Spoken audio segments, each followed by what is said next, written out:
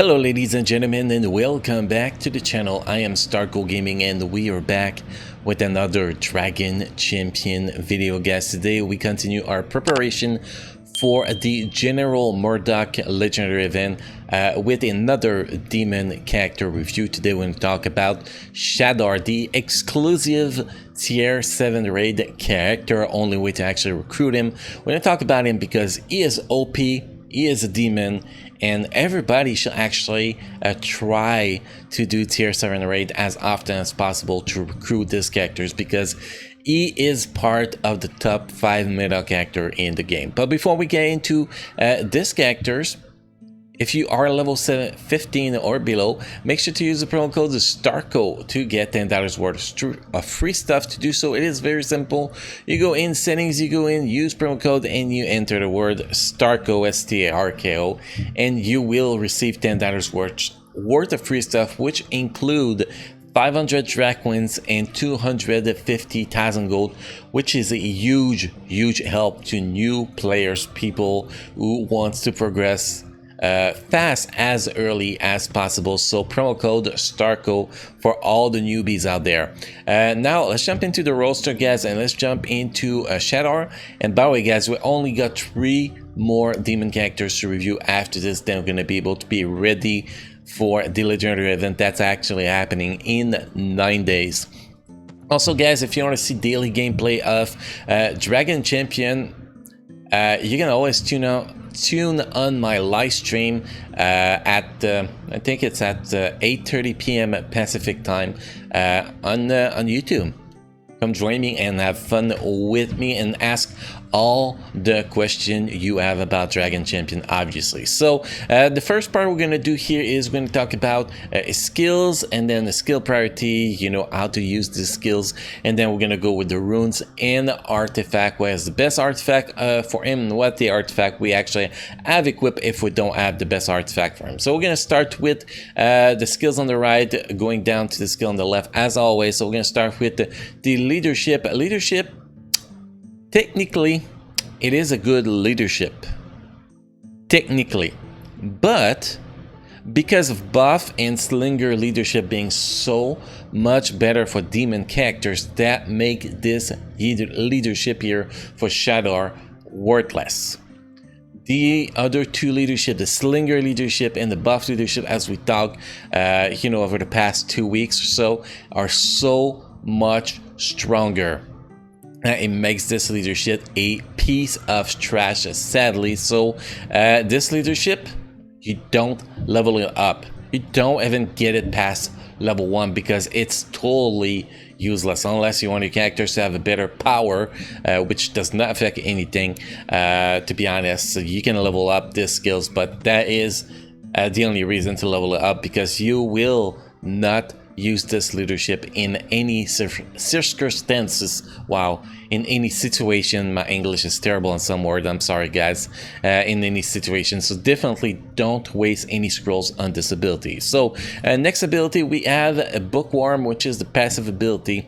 Increase magic damage by 10% for each living demon in the party. So you're running with 5 demons, that means you get 50% more magic damage, pretty much. So this ability is gonna be very important. If you get that down, you lose pretty much is 30%.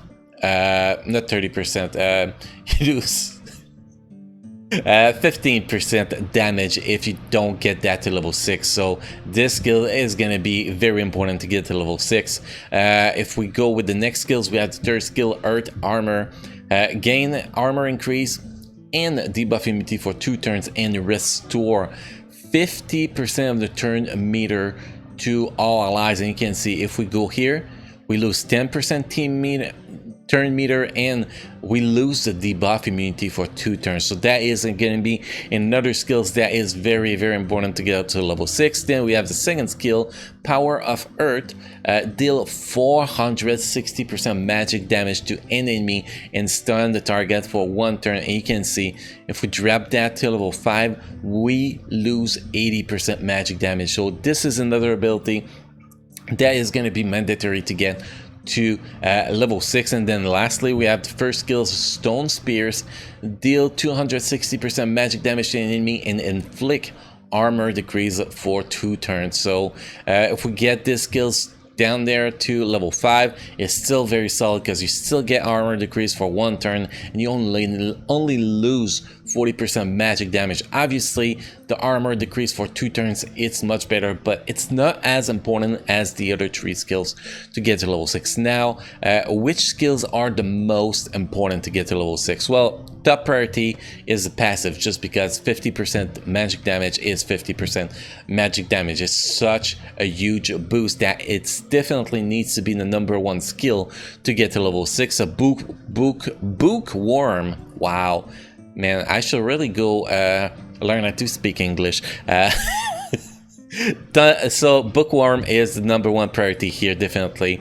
#2 priority is going to be heart armor, for the simple reason that it's give 50% turn meter to all allies, to every single ally in the team. So when you use these skills at turn #2 and then every 3 turns, all your team gets 50% their turn meter. That's just so freaking important. So that is definitely a very important skill. So it's position #2 to get to level 6. And then position #3, we have Power of Hurt, because the damage is just crazy. 80% magic damage increase, 460% magic damage applied to an enemy is just so much magic damage that you do need to use these skills, definitely.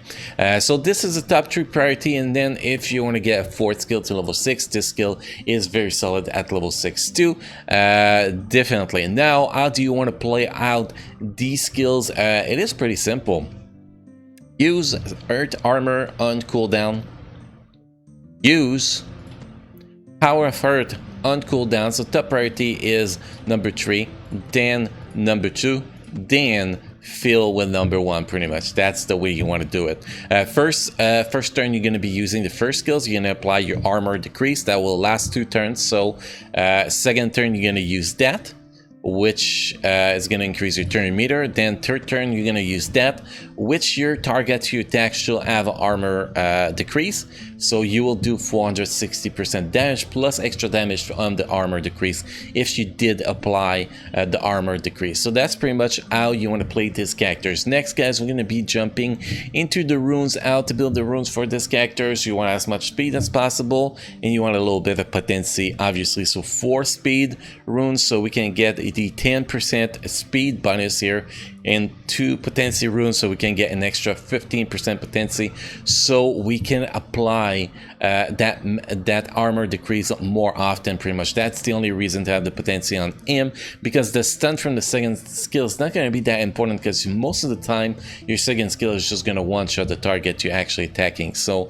the stun is not very important. It's really for the armor decrease that this potency is very important. Now if we go with primary #1 here on Northeast, you want to have speed. Speed is going to be very important. The south primary #2 is going to be damage. More damage you get, the more the passive ability is going to boost your damage, so it's more important than critical chance or critical damage. And then the last, the southwest primary, the last primary is going to be potency or damage. You could go with both. If you want to ignore the armor decrease, you could definitely put damage here, but the potency is more important in my personal opinion for this primary. And then after that, in the rest of the secondary stats, what you want to be focusing on is pretty simple. You want to focus speed, damage, and potency. Those are the 3 stats you want to focus on. So you can see here we get speed, potency, we got nothing good. It's a terrible rune in secondary stats. Here we can see we got damage, potency. Here we have speed, potency. We have potency, not very good here. could definitely find something better than that. And here we get speed and damage. So you see the pattern: speed, damage, potency, very, very important. Now if we actually look at the stats here, you can see we have 3,697 magic damage, which is going to be increased by 50% in a team of full demons. So a huge boost here. And then if we look at the speed, we have 208 speed. Anything above 200 is really great here on this character. And then the potency, we are above 50%, which is what we are aiming for. So we have 51.95% potency. From all the runes, we pretty much get 44.95% potency. So you can see the pattern here. Very important to get potency from your runes. Now if we actually look at the artifact, this is not the best artifact. Before we talk about this artifact, let me show you the best artifact. This is the best artifact, Dragonite, applied to Shadar. It will do 180 damage, which is a huge boost. Will give you 9% HP. That is if you maxed it. And at the start of a battle, has 30% chance as Shadar to restore 1 turn for all abilities. This skill is just amazing. This is one of the best artifact in the game. But why I do not have this artifact equipped on my Shadar? The reason is very simple. You can only get this artifact from battleground rewards. So if you are lucky enough to receive this artifact, you have it. But if you're not lucky enough, you don't have it. And you can see I don't have it. So the second best artifact I had here was this one we have equipped here, the Rose of Hope, because we're gonna get 8% damage. Well, 10% will actually max it out here, and extra shield is always nice, and restore 12% of damage to the shield. So you know, 12% damage we're going to be doing will be to restore shields. It's actually good survivability for Shadar, but it's definitely not the other artifact we just talked about. But this is going to be the best artifact we can actually put on this character, in my personal opinion, for now. So we get an extra pretty much 8%, give us 274 magic damage, which is actually pretty solid, and shield. So this is the second best artifact for him. If you have the Shadar specific artifact, equip it over that, definitely. But the damage is very important. So you only equip a damage artifact on this little fella, or potency artifact will actually work too, but I'll say potency artifact might be the third best option for artifact on this little fella. So that pretty much cover everything about this very ugly 3-eye monster demon. He is an amazing character, guys. He is one of the strongest character in the game. You pair this guy with buff leadership and more doom and Curie, that's pretty much makes your top 5 meta team in the game. A lot of demon, obviously demon is pretty much what's taking over the game right now, but he is good in every single game mode.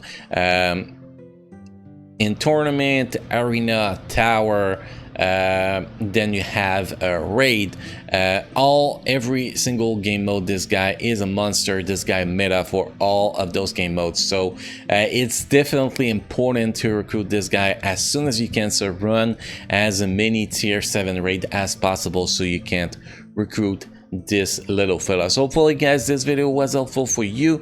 Don't forget to subscribe to the channel for daily Dragon Champion video and live stream.